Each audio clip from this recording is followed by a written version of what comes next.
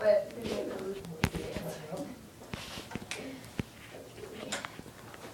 we're gonna be talking a lot. We all set? Yeah, just sign in here. Wait, Frank, could you record it on my phone or something? Do you think it'll be good if we set I on think this will camera? work. I think cameras will work. Okay. The camera stop recording after a certain time though? I don't think so, no. Did you send them? It'll go for long enough. Yeah. Well, let's go there time. Okay, everybody, welcome to our debate. My name is Melissa Pakras, and these are our two debaters, Danielle Romanazzi and Molly Carey. We have created today's debate because we want to address the current drug policy of Illinois regarding the legalization of marijuana. Although illegal, marijuana is still a widely used drug, especially among college students. Therefore, it is important to be aware of the issues associated with marijuana, and this debate is a relevant on-campus discussion that can affect your lives.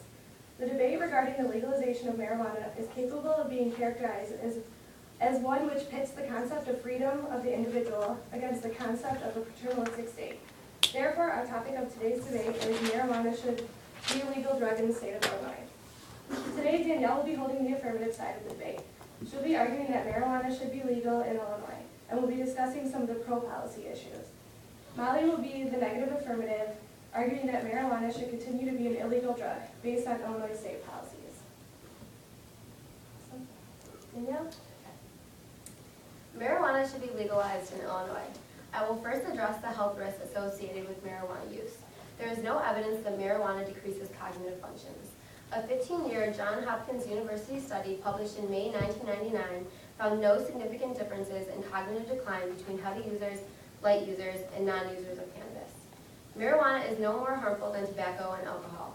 Although cannabis does indeed have some harmful effects, it is no more harmful than legal substances like alcohol and tobacco. As a matter of fact, research by the British Medical Association shows that nicotine is far more addictive than cannabis. Furthermore, the consumption of alcohol and the smoking of cigarettes cause more deaths per year than does the use of marijuana. The legalization of marijuana will remove any anomaly in the law whereby substances that are more dangerous than marijuana are legal while the possession and use of marijuana remains unlawful. Also, marijuana can have a beneficial mind-altering effect if used right. Marijuana use can alter one's perception of a reality or consciousness. The alteration need not be thought of as spiritual or religious to be respected for what it is, which is a fresh look on a reality that we are programmed as humans to perceive only in a particular manner. Marijuana can help humans perceive our complex reality from simply a different perspective, which can benefit our appreciation for that reality and our unique and limited perceptions of it. With this more intelligent approach to marijuana consumption, it is easy to argue that mental, perceptual, and societal benefits exist. Weighing marijuana's mind expansion against its cost is subjective. Who can say that marijuana's use is worth it or not worth it? Many individuals strongly believe that marijuana use has a mind-expanding effect that makes the health cost worth it. Others disagree. But can the government or anyone conclude for all of us that it's not worth it? No. With so much subjective information involved, marijuana should not be legal. Should not be illegal. Marijuana is not addictive. There is no evidence that marijuana is physically addictive. While it may be psychologically addictive in the sense that people like it and want to do it again, this is much different than alcohol. But certainly cigarettes are more addictive than marijuana. And since cigarettes are physically addictive and yet legal, should addictiveness really be a barometer for a substance's illegality? No. It is a myth that marijuana use can cause schizophrenia. According to Dr. Lester Grinspoon, Associate Professor of Psychiatry at the Harvard Medical School and author of Marijuana Reconsidered, marijuana laws and their enforcement have become increasingly severe, buttressed by new myths distressed in scientific costumes, such as the present notion, developed largely in England and Australia, that marijuana causes schizophrenia. Marijuana has many confirmed medicinal uses. It was widely used to treat glaucoma, give relief to chemotherapy recipients, and also as a treatment for any psychological disorders, such as social anxiety disorder and anxiety disorders. Additionally, there is no contention in any medical circle that marijuana is an effective stress reliever, causing it to have immeasurable beneficial effects in the treatment of stress-related physical and psychological disorders. Yet many state governments have banned even the medical use of marijuana solely because it potentially makes it more available to illicit users. There are several studies that not only discount marijuana as a cause of schizophrenia, but further suggest that has sometimes profound beneficial effects on patients with ADD, borderline personality disorder, and schizophrenia. Marijuana has been used in religious rites and rituals for thousands of years. If venomous snakes in religious rites and rituals cannot be banned in this country, which the Supreme Court decided is constitutionally protected, then what right does the government have to prohibit the use of an obviously less deadly practice, such as the consumption of marijuana? It is for every person alone to decide what is spiritually beneficial to them. Our First Amendment guarantees it. My second point is that marijuana is not a gateway drug. There is little evidence that marijuana is a gateway drug. If marijuana was a gateway drug, you would expect to see high numbers of marijuana consumers also being, for instance, cocaine users. But this correlation does not really exist. In America, for every roughly 100 marijuana users, there's only one cocaine user. In addition, it is nearly impossible to establish a direct causal link between an individual's marijuana consumption and their subsequent hard drug consumption. It is completely possible, for instance, that individuals who choose to partake in marijuana consumption are inherently more risk-taking. Therefore, their choice to try cocaine could be completely causally dissociated from their initial consumption of marijuana. Some may argue marijuana may be a gateway drug because it is in the drug black market. Marijuana is often criticized as being a gateway drug to harder drugs, and this is used as a justification for its illegality. Irrespective of a lack of evidence in this regard, there is reason to believe that marijuana's illegality itself could be the cause of marijuana being a gateway drug. The illegality of marijuana causes its sale, purchase, and consumption to occur in the black market, where the sale, purchase, and consumption of all other hard drugs occur. This means that marijuana's black market existence causes consumers of it to be exposed to a network of other harder black market drugs, which subsequently increases the likelihood that these consumers will be swayed to try harder drugs. If marijuana was legalized, the sale, purchase, and consumption of marijuana would not take place within these black markets, and therefore the link to harder drugs would be broken. Marijuana is the most popular illegal drug in the United States today. Therefore, people who have used less popular drugs such as heroin, cocaine, and LSD are likely to have also used marijuana. Most marijuana users never use any other illegal drug, and the vast majority of those who do try another drug never become addicted or go on to have associated problems. Indeed, for the large majority of people, marijuana is a terminus rather than so-called a gateway drug. Potentially, alcohol is more of a gateway drug than marijuana. My third point is that marijuana, if legalized, can actually be economically beneficial. The illegal pot dealer that is currently making their dirty money under the table and possibly living on welfare or other government aid could possibly start a profitable business. There simply aren't many doctors or lawyers selling weed on the street corner. Most of these people are just trying to make ends meet while struggling with poverty. Having the opportunity to run or to be a part of a legitimate business is part of the entrepreneurial spirit that drives the American dream. People who are selling marijuana illegally now can become respectable and accepted individuals in society. They would already have a client base, which is a key component in a sales environment. A marijuana distributing business could be created with a small amount of capital thanks to the internet. Marijuana could be shipped out to customers since drug trafficking would no longer be illegal. After stating these reasons, I have now addressed why marijuana should not be illegal in Illinois. It is not harmful to one's health, it is not a gateway drug, and it could be beneficial for our hurting economy. Okay, thank you, Danielle. Now Molly is going to cross-examine Danielle's arguments, and then Molly is going to give her negative constructive argument. You said that marijuana is not harmful to an individual's health, but wouldn't you say that the short-term memory loss that has been proven to occur because of marijuana use can be considered harmful? Yes, short-term memory loss is not favorable, but other drugs such as alcohol or tobacco have much more serious and harmful effects than short-term memory loss. Therefore, it should not be considered harmful enough to make marijuana illegal. Is it not true that research on the harmful effects of marijuana is much more limited than the research done on tobacco or alcohol? Yes, that is true. So wouldn't it be feasible to say that there are possible harmful effects of marijuana that have not yet been discovered? Yes, that is a feasible statement, but it is highly unlikely that any major harms have not been discovered. Although not as much research has been done on marijuana as other drugs, a considerable amount of research has been done that does not lead to any outstanding harmful effects. Plus, If drugs were to become illegal based on the grounds of the harmful effects it may have on one's body, cigarettes and alcohol would need to be illegal as well. Even drugs such as Tylenol and Advil would have to become illegal based on those grounds. So are you saying that marijuana should become legal just because the harmful effects aren't that bad? No, what I'm saying is that other drugs such as alcohol and cigarettes are more harmful to your health and they are legal. It should be up to the individual who consumes these substances to decide what they think is most harmful to their bodies. Since people will get the decision whether or not they want to harm their body by smoking cigarettes, they should be able to decide if the benefits of smoking marijuana outweigh the risks. You said that alcohol is much more harmful to an individual, but there are laws that inhibit people from driving under the influence of alcohol in order to avoid accidents and death. It is simple to tell when one has had too much alcohol in their system by taking a simple breathalyzer test. But how would police enforcement be able to measure if someone was high while driving? If we have put our trust in citizens to drink responsibly and not operate a vehicle after drinking alcohol, the government should have enough trust in their citizens to not operate a vehicle after smoking marijuana. This would be an issue that would be faced after marijuana has been legalized, but for the current moment, it should not be addressed. If we legalize marijuana in Illinois, do you think this will mean that 20 years from now, people will try to get harder drugs legalized, such as cocaine or heroin? Absolutely not.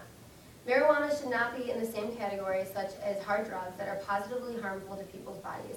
Marijuana is a natural substance that grows from the ground, such as the fruits and vegetables we eat. Cocaine and heroin are both man-made drugs that are composed of man-made chemicals that can cause many different health problems and even death.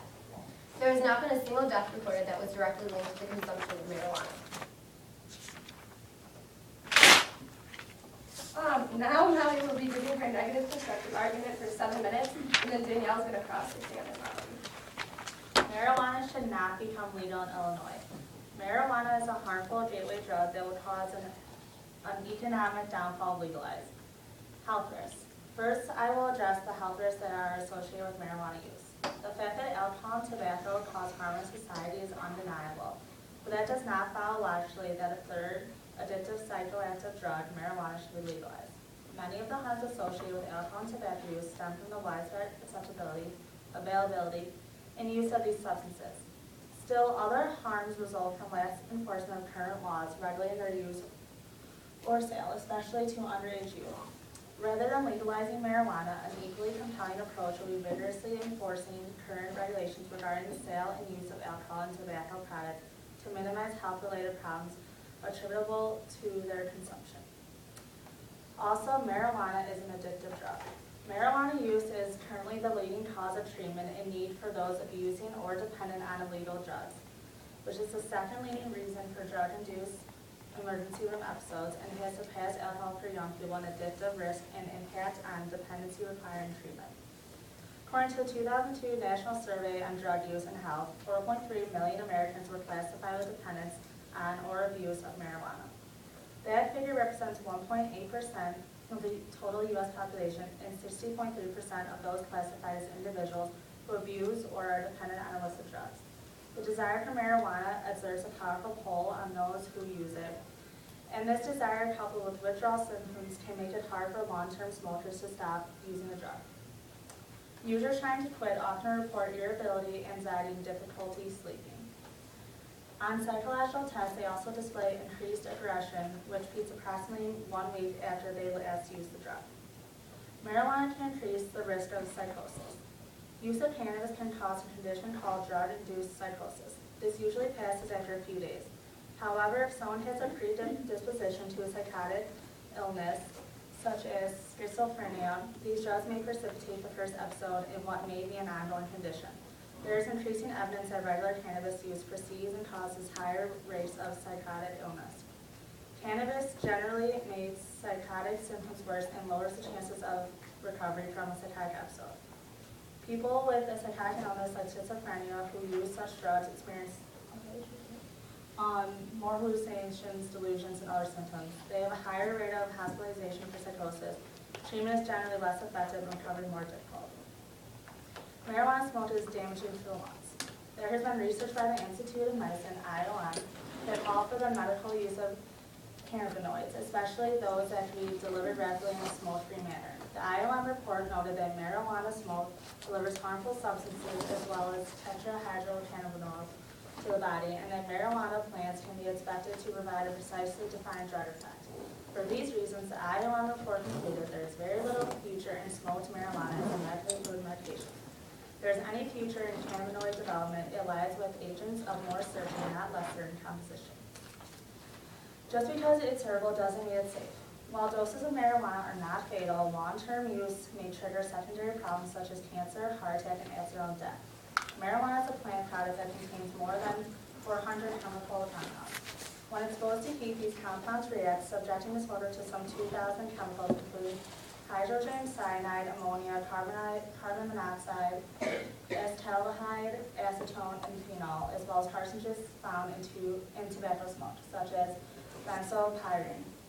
Benzopyrene in particular has been implicated in lung cancer and is known to suppress the gene p53 that governs cell growth.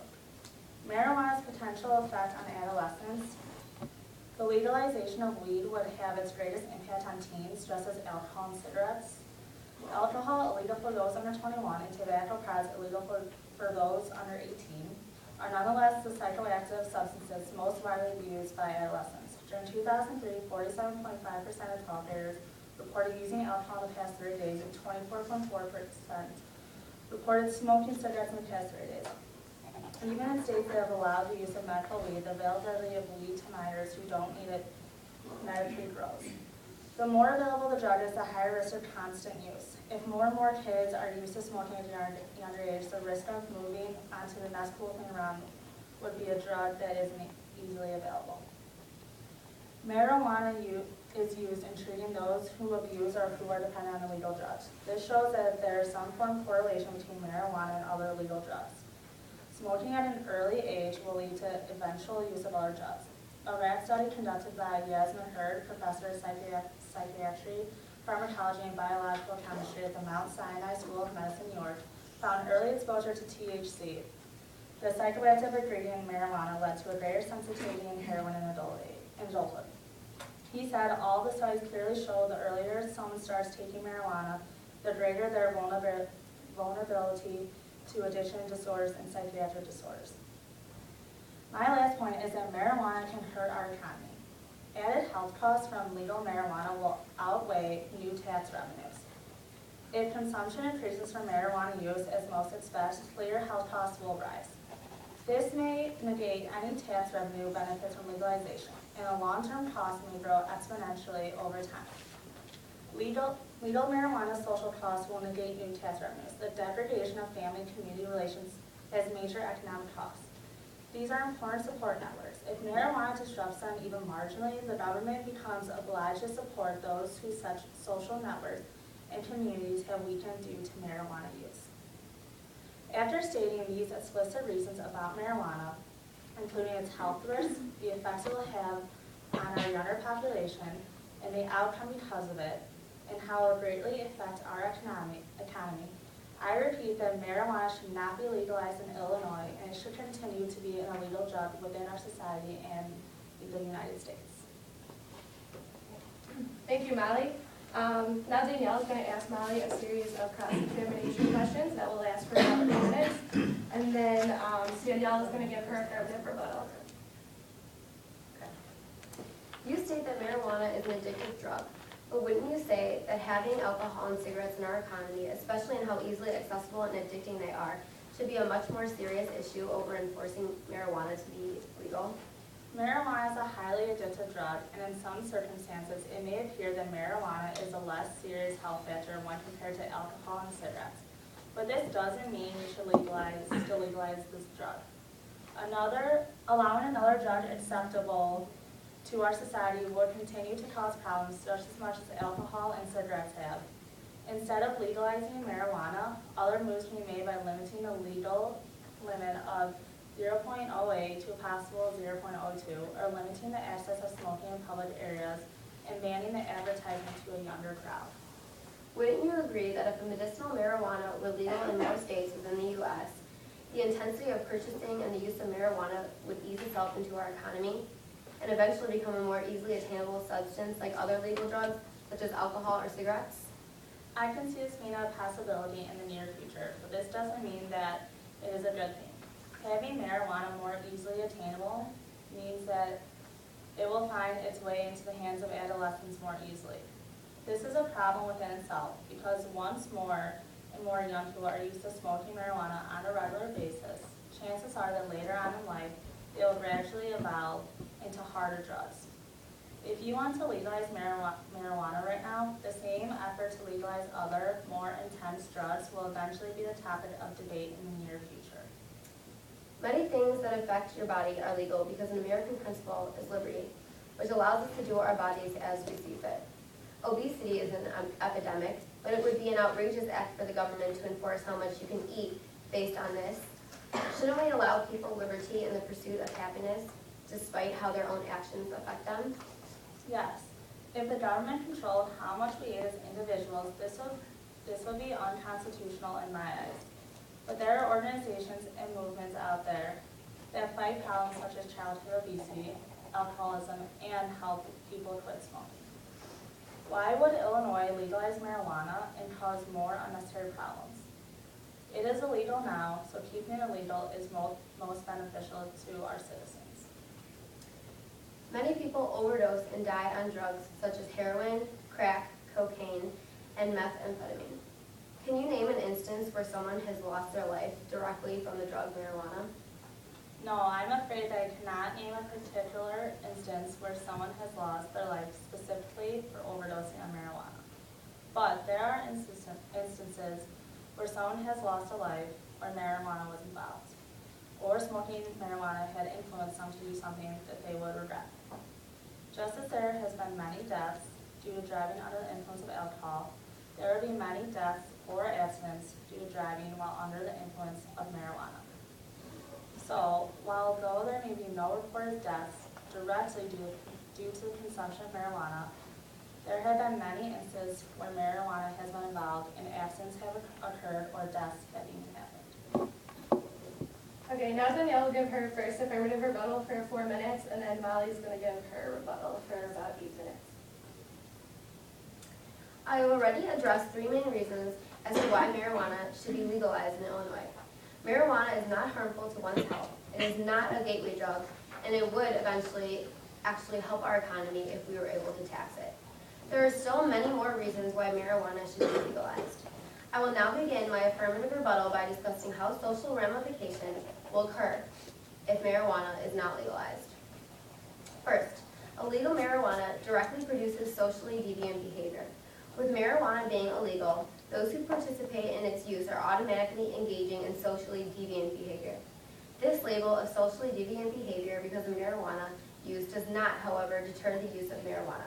However, marijuana is no more or less a danger to the individual than smoking tobacco. This is why marijuana users typically refuse to comply with the laws and rules regulating its use. Because this socially deviant behavior is also legal, this increases the amount of money spent policing and housing new criminals, many of which are not distributing marijuana, but have marijuana for their own personal use. Also, our children are taught in public school systems that use of marijuana is bad. Being that many religions advocate the use of marijuana in its rites and rituals, our youth are being taught that certain religions are bad. A direct violation of the notion of separation of church and state, and again, perpetrated to our youth. Children have been brainwashed on high costs of marijuana. It is the contention by proponents of prohibition that our youth grow up in a society where they have no knowledge of the costs of marijuana usage. This is actually false. The fact is, our children are inundated with anti-marijuana propaganda on a daily basis from all sources such as television, public service announcements, classroom instruction, many anti-marijuana children's organizations, and our own government, and that it is currently illegal. They are never allowed the benefits of non-biased opinion on the subject.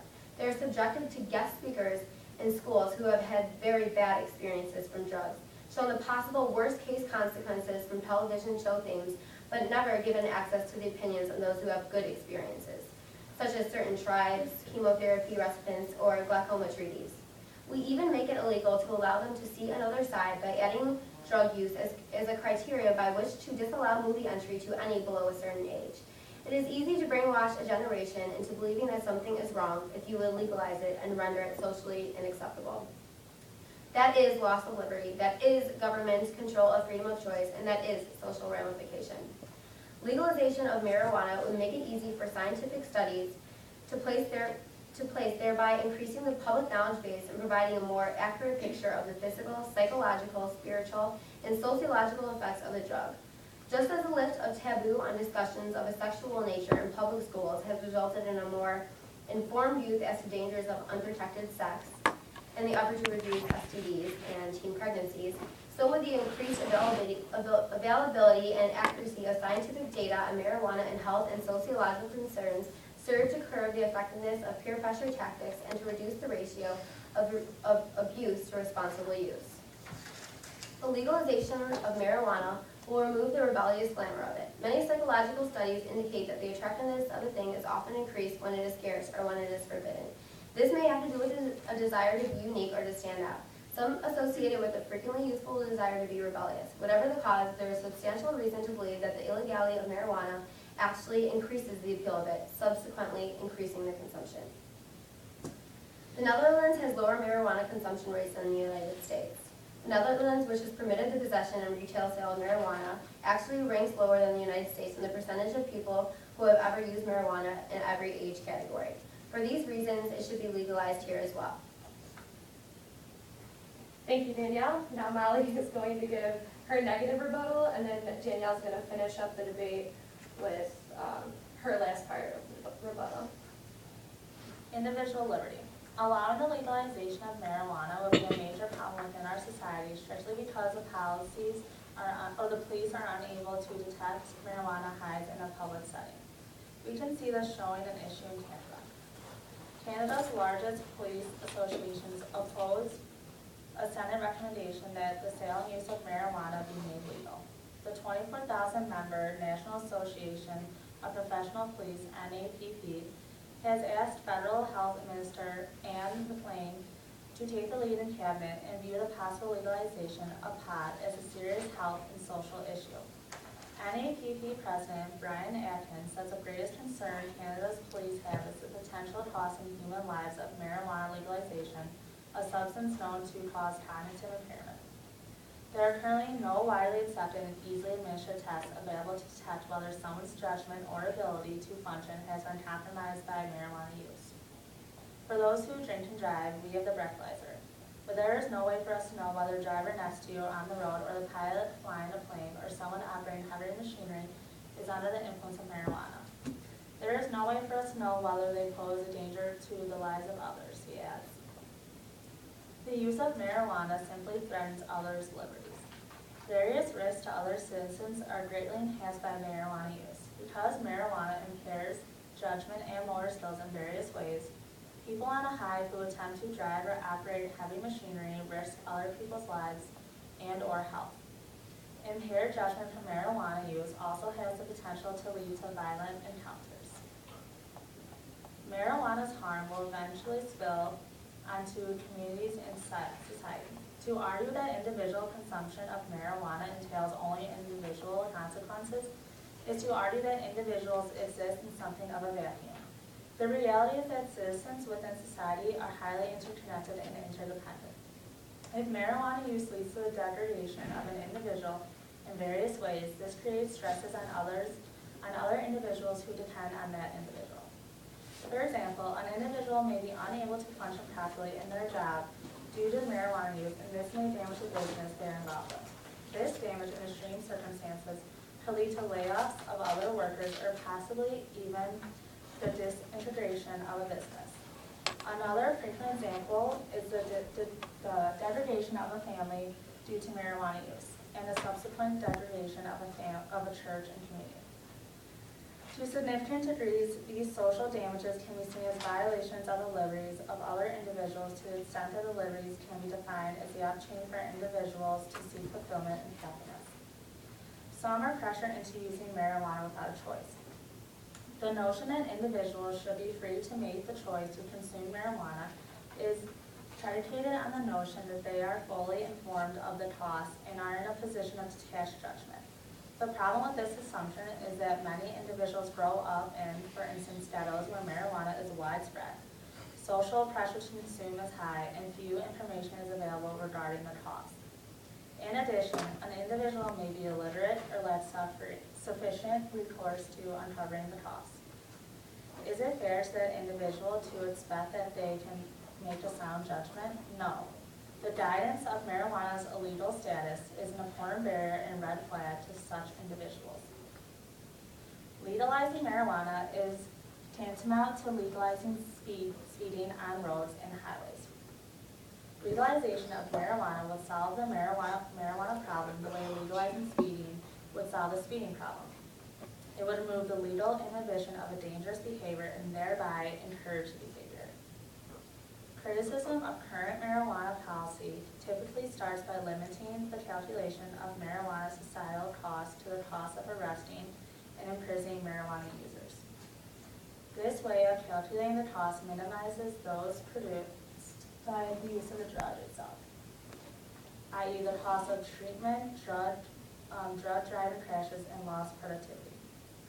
When the costs related to the use of marijuana are minimized, the legalization of marijuana gives the appearance of reducing marijuana-related social costs in the same way that counting only the cost of enforcing speeding laws and ignoring the high social cost of speeding would make legalizing speeding look like a smart idea. Just as many people who speed do not have accidents, many people who smoke marijuana do not have a problem as a result of their use, especially those who use a drug for brief periods of time and or infrequently. The same is true for drunk driving. It is estimated that the drunk driver's risk from an accident is about 1 in 2,000 episodes of drunk driving. Nevertheless, speeding and drunk driving are punishable by law because of the serious consequences of these behaviors. In all these cases, legal prohibition serves as a reasonably effective deterrent to the behavior. For those who are undeterred by prohibition, the enforcement of the law produces escalating consequences for repeated violations. Marijuana has many societal costs as well. First, the legalization of marijuana would worsen schools' performance.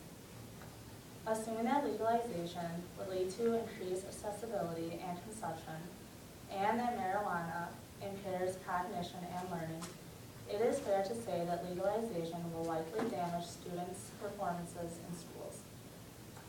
In asking the federal health minister to oppose the legalization of pot, NAPP points out that the many serious ramifications of marijuana legalization have not been adequately studied, particularly the effects that legalization would have on the competitiveness and quality of our schools, colleges, and universities, with students as young as 16 being permitted to smoke marijuana. Marijuana is a drug for life's losers. If we want to produce a better society, there is some room for big brother regulations to prevent citizens from doing harm to themselves. This is particularly appropriate in the context of some individuals not having a choice in the matter, in the sense they grow up in an environment that exposes them to marijuana and in which they don't have any knowledge of marijuana's costs. The reason that marijuana is and should remain illegal in Illinois is that the drug itself is harmful to the individual and to the community that surrounds it. This is the assessment of the medical and the law enforcement community. Increasingly, this is the assessment of young people as well. Since marijuana use has plummeted by 25% over the past 5 years, young people apparently agree with Australian researchers who recently characterized marijuana based on the comparative studies of youth who used marijuana versus those who did not use marijuana as the drug for life's losers. Removing these legal penalties will not only make this drug more accessible, its use more prevalent, and its damage more widespread, and would swell the number of those at risk for becoming life's losers. All right, Thank you, Molly. Now Danielle is going to finish up the debate with her last affirmative rebuttal. For my final rebuttal, I would like to address yet another important issue related to the legalization of the marijuana debate. This issue is safety. If marijuana became legal in Illinois, crime rates would go down and less people would be killed and injured on account of this harmless substance. Legalizing marijuana will decrease crime by ending criminality of drugs. Legalizing marijuana will reduce profits of traffickers and gangs. With reduced profits for illegal marijuana sellers or illegal marijuana will decrease.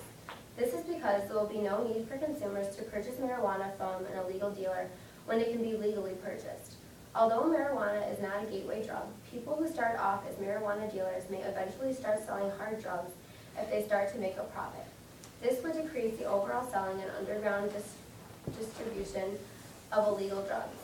We cannot, in the same breath, say that crime will rise if marijuana is legalized because users will commit more crimes to obtain it, yet maintain that prohibition and harsher penalties are now keeping usage down. If it is maintained that marijuana users will commit violent offenses, such as burglary or armed robbery to obtain the substance, how can the position be maintained that current prohibitory legislation, which is not a violent offense, be the effective threat of penalty? Legalization in some countries has led to marginal crime increases in those countries, and some other countries in crime reduction. Yet we are the United States of America, where we grow up believing we have the right to be free from the oppressions of unreasonable governmental action. In this respect, we differ from those other countries at the most basic level, therefore rendering comparison inaccurate. Nearly all marijuana users believe the prohibition to be unconstitutional, correct assumption or not, and unreasonable. Therefore, the use of marijuana in the USA is not affected by prohibitory laws because the vast majority of users already see such laws as an infringement of their God-given rights. This is not just another unpopular law in a country which isn't guaranteed freedom and liberty. Marijuana prohibition is more widely perceived by users in the U.S. as an affront to all that this country stands for. When oppression is perceived in this country, we tend to defend it with more vehemence than most. Simple defiance becomes necessary patriotism. In short, users believe their actions to be more patriotic than unlawful. If the perceived threat to our freedoms is removed, that is, replace prohibition with taxation and regulation, then the otherwise law-abiding citizens that are users can no longer use self-perceived patriotism as an excuse for being unlawful and will tend to resume their otherwise lawful lives, as we see when the alcohol prohibition ended. Rise of criminal acts associated with marijuana addiction is directly related to prohibition. This is because the people want what they can have, and the cost of marijuana is high, which leads people to resort to criminal acts in order to obtain or sell marijuana. If marijuana was legalized, the Illinois government would be able to regulate it and would not have to be sold illegally by drug dealers. This would reduce the arrest of marijuana distributors and cause people to buy it from legal sources, which would reduce crime and help the economy. Today I've discussed many policy issues that need to be changed in order to make Illinois a more free, economical, individualistic, and safe place for our children to grow up in.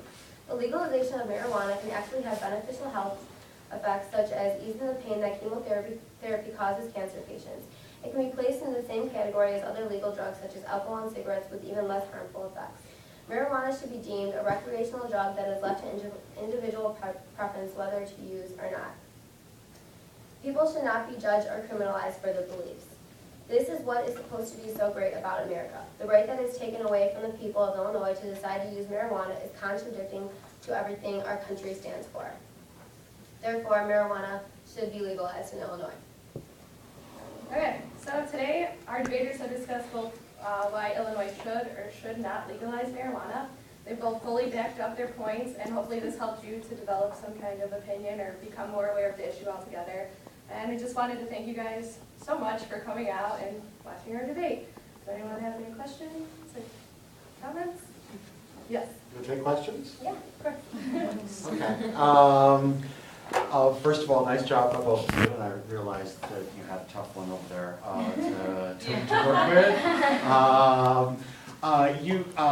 I'm sorry, it's Molly, right? Yeah, okay. You talked for a while about listing off a bunch of scary chemicals and things like that, and carcinogens and all that. Of course, if you read the contents of just about anything, you'll find that. But it seemed to be implying that marijuana may be a cause of cancer. I'm wondering why you didn't mention the study done by Donald Tashkin at UCLA that was funded by the federal government, National Institute of Drug Abuse in 2006, that affirmatively proved that marijuana use does not cause lung cancer. In fact, caused a slight reversal event in use. Well, I wasn't aware of that study, and Okay. yeah, that's it. A couple others were.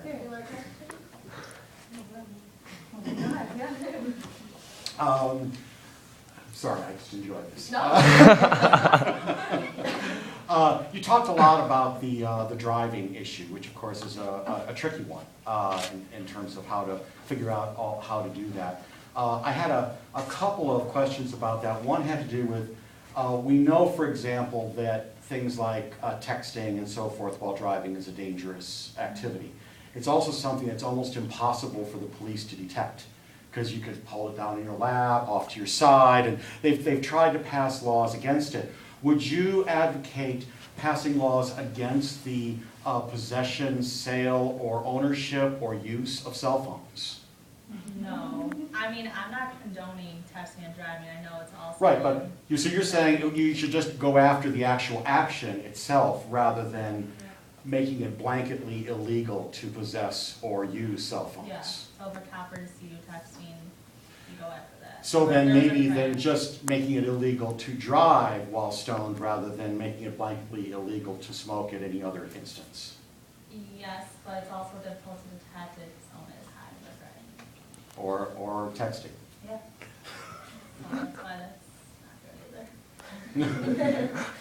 A question for Danielle. Yes. Okay.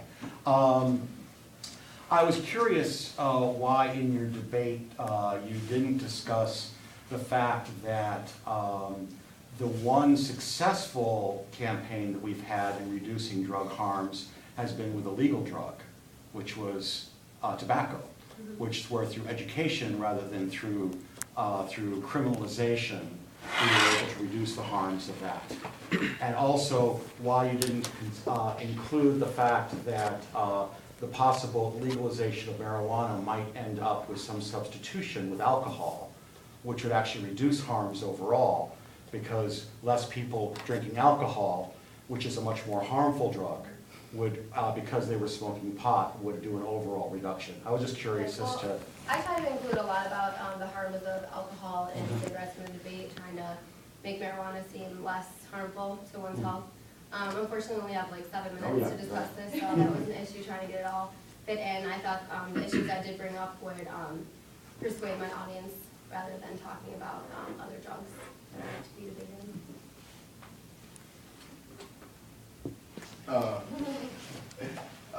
Danielle, what is your viewpoint on other naturally grown substances such as shrooms or mushrooms or peyote, etc.? Honestly, I don't think that the legality of those drugs should be pushed, just because marijuana I wouldn't really put in those same categories, although they're both naturally grown. I think the effects of marijuana are much less hazardous, such as the hallucinations that can be caused by drugs such as mushrooms, which can cause people. Those have actually been correlated with things such as schizophrenia and are definitely much more hazardous to cognitive functions. So I'd like to focus on drugs that can't really harm society, but I believe that those drugs should be kept illegal. You're saying you'd like to keep those drugs illegal, but one of the reasons you mentioned for marijuana not becoming legal is that certain religions use it for religious purposes, and peyote has been used for probably just as long as marijuana in religious purposes. Well, I wouldn't be, I guess I wouldn't be against them getting it because like the government has allowed them to use those types of rituals, like if it's, you know, in their part of religion, in their own kind of environment. So if people want to use that for religious reasons, I'd say okay, but I wouldn't advocate it to the public to do that as a recreational drug like I did for marijuana. And it's still kind of like a question then of personal freedom. Shouldn't we be given a choice? Well, I based my arguments more on something being compared to things that are legal, which have similar effects, but I think those effects are much different than the legal drugs such as cigarettes and alcohol. They take it to a new level. I'll come back to that one. You talked about marijuana being addictive and used as your example the amount of people that are admitted into treatment. Are you aware that 56% of those that are admitted into treatment are there because of criminal justice referrals, and that over a third of those who have been admitted into treatment have not actually smoked pot in the last 30 days? So is that really an indication of addiction, or is that just an indication of more law enforcement forcing people into treatment to avoid jail time? Well, I mean, yeah, I guess it could be seen as like a lesser, or you think like a lesser form